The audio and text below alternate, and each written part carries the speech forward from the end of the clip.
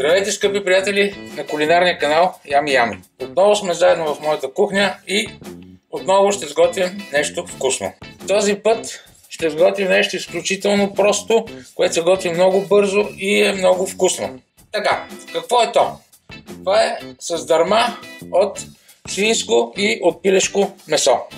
Какво ще ни бъде необходимо за тази свинско-пилешка с дърма? Разбира се, свинско месо. Вижте, това тук е парче флейка, което има така малко мазнинка. И вие също хубаво да изберете такова месо. Ако месото ви е сухо, трябва да добавите сланина. 4 пилешки бутчета, така избрал съм ги по-големи, които ще ги сваря с кожата. А вие, ако искате кожа, може да не слагате. След което, какви подправки ще са ни нужни? Това е дафинов лист, който ще вари заедно с месото. Това е бахар, който също ще вари с месото. А всички останали подправки, смесени, смелени заедно, ще сложим след това в самата с дърма. По желание може да добавите и една чайна лъжичка желатин, аз ще добавя задължително. И фактически нещото, което ще ни бъде от полза, това е една бутилка, която е литър и половина, ако не се лъжа, в която ще правим с дърмата. Това е, започваме с изчистване пилешките бутчета, измиване и нарязване на месото. В рубриката забравих да ви представя, това са останалите подправки, които са кориандър, черен пипер, чесън на гранули и разбира се сол. Всички подправки ще бъдат описани под видеото на Ями Ями, както всеки път. Месото ще нарежем на малки късчета с големина около половин килолитрена кутия, за да може месото да се усеща. А пилешките бутчета ще сложим цели. Ето вижте горе-долу на какви парчета ще нарежем. Слагаме директно в тенджерата. Виждате, месото е много хубаво, има малко мазнинка. Това е задължително, защото с дърма без мазнина не става.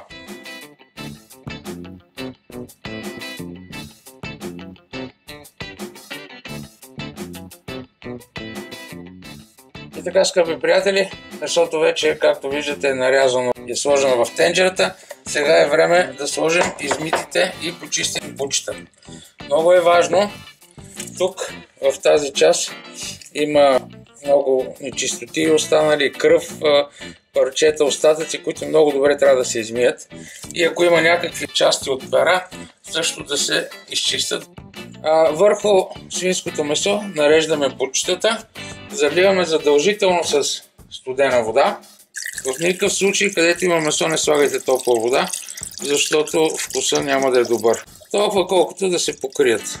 След което слагаме дафинови лист, слагаме бахара и половината от солта. Така, другата половина ще я сложим после, когато правим самия колбас, когато правим с дърмата. И сега вече може да слагаме да ври. Ври на бавен огън, докато се свари, докато месото се отдели от костите. И така, скъпи приятели, обезкостихме пилешките бутчета. Ето вижте, отгоре сложихме свареното свинско месо. Всичко е готово да подправим. Слагаме подправките, които предварително сме смесили. Така, между другото, извадихме дафиновия лист и бахара, защото нямаме нужда от тях. Слагаме останалата сол, така да посолим. И желатина ще сложим в една купичка, в която има бульон, от горещия бульон, който сега ще разбъркаме леко, да може да се отпусне. Този желатин е естествен, той е от кожа, не е от тези желатини преработените, които продават по магазините. Той е купен на килограм и е направен от кожа. Кожата е нещо съвсем естествено. Сега ще го разтворим и него. Не е задължително да слагате желатин, който иска може да сложи, но така ще бъде по-стегнат колбаса в бутилката или там в кутията, където ще го правите. Желатина вече е готов и може да го сложим и него.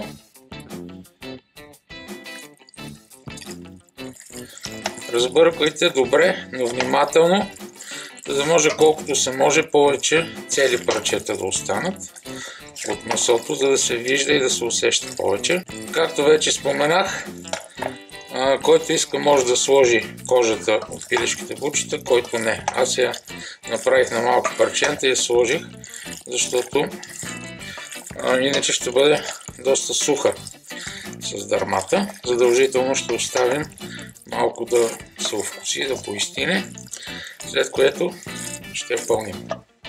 Така, скъпи приятели, стигнахме до момента, в който ще пълним с дърмата в шишето. Отрязахме шишето, така че да е удобно гърлото да може да пълним.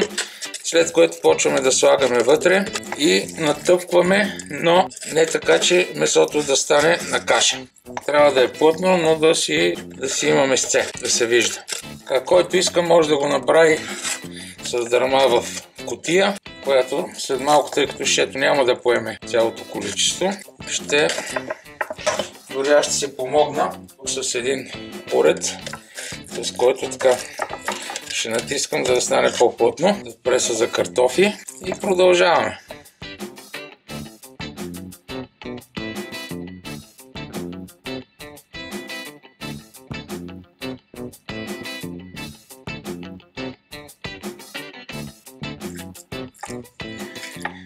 Някои любители на с дърмата ще ме обвинят, че не съм я запържил. Искам да ви кажа, че тя си е достатъчно вкусна без да е пържена, защото трябва допълнително да си натваряме организма с някакви мъзнини. Той така си има мъзнинки вътре и си е много вкусна. Който иска може да я пържи, аз не. Така си е много добре, който направи по моя метод ще се убеди, че е достатъчно вкусна.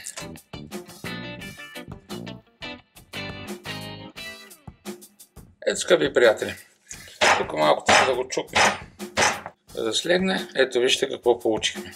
Това е нашата с дърма в бутилка. Така, продължаваме да пълним това, което е останало в кутия. Значи в някаква пластмасова кутия, по-добре ако има капак, застилате дъното с треш фолио, така, след което започвате да пълните вътре останалата с дърма на равен пласт. Така, сега остава да изравним, да си останат парченца месо вътре. Това е, драги зрители. Ето шишето, ето кутията. Сега ще ги оставим да стегнат, след което идва дегустацията. И така, скъпи приятели, настъпи часът на истината, наречен дегустация. Ето вижте нашата с дърма в шише, как изглежда. Вижте и тази, която в кутията сложихме. Сега ще отрежем да ги опитаме. Престояли са в хладилника около една нощ, да речем. Така, отстранихме тази част от бутилката и сега да отрежем да видим какво сме направили. Това е първото парче. Вижте каква красота. Вижте колко добре изглежда.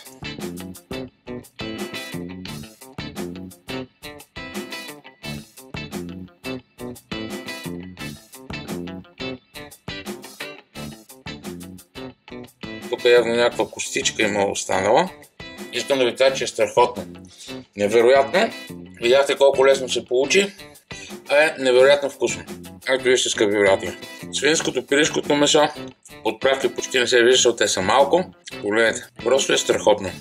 Сега ще ви покажа какво, освен като мезе, освен като колбас, ще ви кажа какво още може да се направите от това месо. И така, скъпи приятели, това, което исках да ви покажа, взимате две филийки хляб, отгоре слагате тънко или колкото желаете парченца от тази с дърма, отгоре слагате доматки, отгоре слагате върху доматките краставички, парченца и най-отгоре слагате парченца сирене, кашкавал, каквото обичате, и мъничко и малко шарена сол.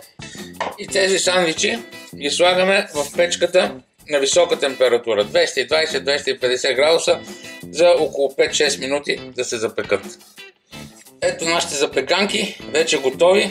Две са с такава питка наречена пърленка и две са с филийки хляб.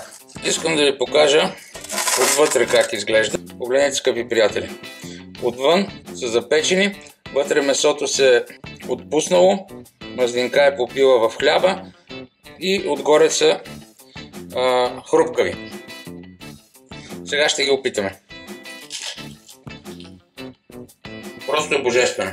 Направете за вас, направете за вашите деца.